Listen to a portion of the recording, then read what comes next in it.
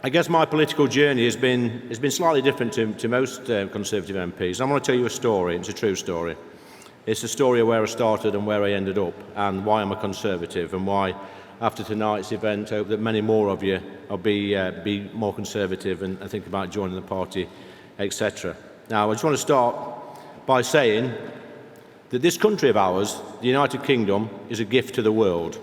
And don't let anybody on the left tell you any different. This country has given the world railways, technology, culture, literature, language, and most importantly, democracy. The mother of democracy is over there, regardless of what you think about the current state of affairs. So you should be incredibly proud. I know I'm proud to live in this great country, and I'm incredibly proud to have been born here and feel extremely honoured and lucky to be an Englishman. And there's nothing wrong with saying that I'm an Englishman. I'm so proud. But I grew up in a place called Ashfield. I've never lived more than 5 miles from where I was born, and I'm lucky enough now to represent my home constituency. Absolutely delighted with that. And it was the Conservative Party that allowed me to become a Member of Parliament for Ashfield. Now, growing up in the 70s, we were always brought up on a strict political diet of Skinner, Scargill and Tony Benn. That's what we was brought up on. My dad was a coal miner, all my uncles were coal miners, my granddads, great-granddads, right back for 150 years were all coal miners. So when Skinner, Scargill or Tony Benn came on in our house, you listened to them. It was in our DNA. So it only sort of followed that, when you left school and you followed your dad into the pits, which I did, and my sisters followed my mother into the local factory, they were heavily unionised. They were what's called closed shop unions. Now, some of the younger people might not know what a closed shop union is, and that's where when you start an industry on a Monday morning, whether it be the pits, the railways, the steelworks, the gas, the electric, whatever, when you start that industry, before you can actually do any work at all, you have to join a union, and you have to join just one union. You don't get a choice, you just join one union, and that's what's called a closed shop union. So immediately you're paying in to the Labour Party from day one in an area like Ashfield. Like I said, we only had pits, we only had factories. So I enjoyed my time working down the pits, being a coal miner.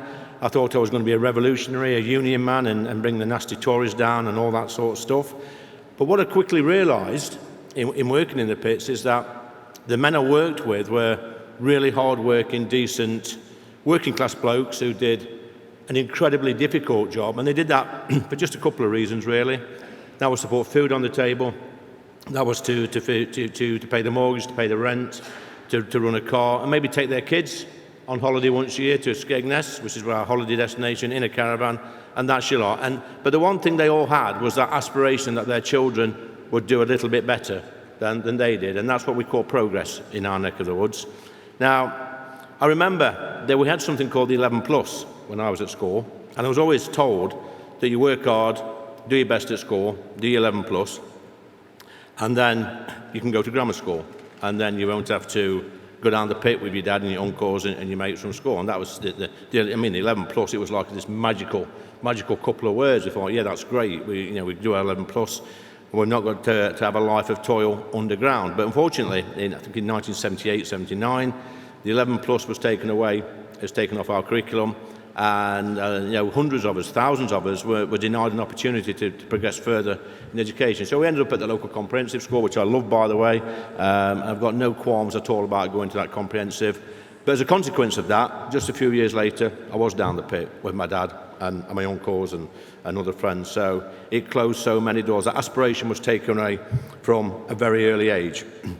Now, I joined the Labour Party when I was 16. Michael Foot was in charge of the Labour Party. Some of you old ones will remember him.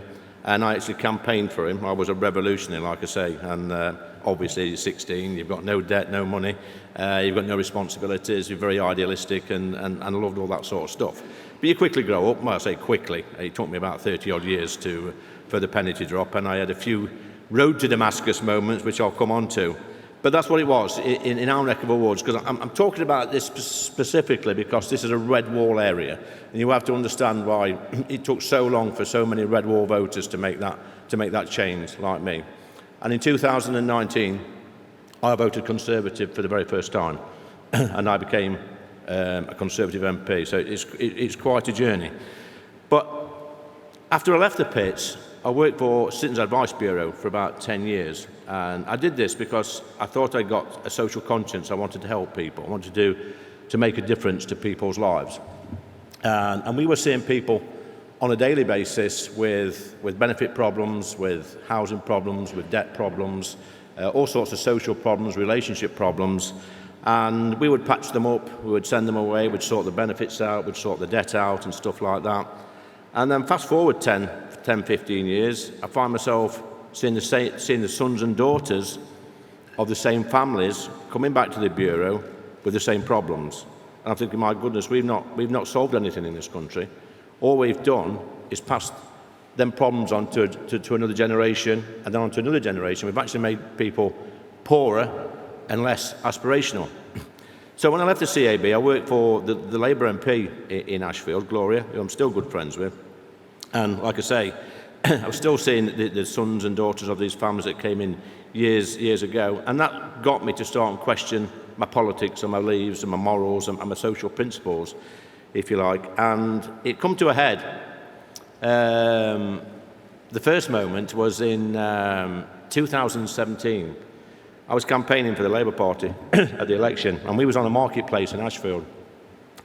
And the MP, Gloria, had been speaking to this old chap who'd he refused to tell her which way he voted. This old guy, who was about 80, was sat on a bench smoking a fag, and she came back and she says, Lee, he won't tell me which way he votes, but he's an ex-coal miner. Go and have a chat with him, see if you can get it out of him. So I went over, we had a chat, we discussed our times in the pits, and it turned out that at some stage we'd actually both worked at the same pit. So eventually, he said to me, I vote Conservative. And I says, well, why do you vote Conservative? You're an ex-coal miner, you live in an area full of coal miners, you know, we've had a bad time through the strike, etc. He said, well, I'll tell you why. He says, in the early 80s, I've been working in the pit for 15, 20 years. He says, my missus was working at the local factory, we've got 2 little kids. He says, and I had one of those moments in my life where I questioned myself and asked myself, what's it all about? Why are we here? Why are we on this planet? What are we doing? He says, because I was working incredibly hard, and so was my wife, but we had nothing. We had a council house, we had 2 children, we lived week to week, never had any savings. I just thought to myself, I actually feel worthless as a human being. And I thought that was incredibly sad for a man to say, a decent, hard-working man to say that he's worthless is so sad. He says, but then Maggie came along, and she said to me and my family that you are good people, you are law-abiding citizens, you do the right thing, you work hard, you want the very best for your children, and as a reward for that, I'm going to let you buy your council house at a discounted rate, which he did. And owning a property for many people in my neck of the woods in the early 80s was beyond their wildest dreams. So what this man did, he worked 7 days a week down the pit. His missus were doing overtime. They scrimped and scraped. They bought this council house, paid for it in just a few years because there was a big discount. And he says to me, now I think, he says, I sit on my settee looking through the window, looking at my garden and my greenhouse, and I think this is all mine. And when I'm on my deathbed, he says, I'll be able to lay there and smile to myself that my life has no longer been worthless. I've got something to leave to my children and my grandchildren. And that, for me, was probably the most powerful message I've ever heard in my time in politics or on this earth. That Maggie had came along, who we despised with a passion, by the way, in the coalfield communities. We hated her. At that moment, I forgave her because I thought to myself, here was a woman that we disliked with a passion, but as a Conservative, she came along and she offered a family, and thousands of families across the country, hope. She allowed this family to have something that they never dreamed they could have, which was their own property, own house, and money, basically capital. And it wasn't a handout, it was a hand up. It was a reward for being a good person, for working hard, for doing the right thing. So that was probably my road to Damascus moment when I thought to myself, hold on a minute, I'm a Conservative here, I'm in the wrong party. But just, I think it was a year later, I had the trigger which made me join the Conservative Party. And I hope many of you tonight will have a trigger at some stage in your life to come and join us. I was a Labour councillor in my home village, and I was in a Labour group meeting with about 20-odd Labour councillors, and the exec, if you like, the cabinet positions were all momentum members. These were people that wore the Che Guevara t-shirts and had the Fidel Castro hats. In fact, when Fidel Castro died, they wanted to open a book of condolence at the local council. Imagine that, wasting your council tax on that sort of nonsense. But anyway, I was in one particular meeting it was either February or March 2018, and one of the Momentum members got up in a room full of people and he tried to embarrass me, tried to belittle me, and he said to me, "Oi, Anderson, have you ever read the works of Karl Marx?" And I said, "Well, funnily enough, no, I haven't, and I don't intend to." And then he said, "Well, why don't you off then and join the Tory party, Tory boy?" So I stood up and I said, "You know what, mate, that's not a bad idea." So it's a true story, it's a true story.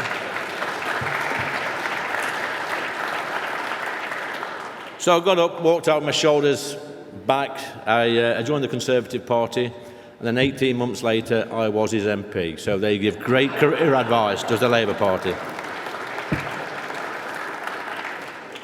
So that was sort of my transition to the Conservative Party. And let me tell you this, as many colleagues in this room got doubts about the Conservative Party. The Conservative Party is a party of aspiration, and I'm living proof. I came from the roughest street in Ashfield, which was piss poor, and let me tell you, we had absolutely nothing. But I'm here today as Deputy Chairman of the Conservative Party. I don't know for how long, and I'm also here as a Conservative MP for Ashfield. So that would have never happened in any other political party in this country. Believe me, that would not have happened. But we go back to Skinner and Scargill and Tony Benn, who were my political heroes when I was 16, and I thought they were the solution. I thought they were part of the solution, but they weren't. They were part of the problem.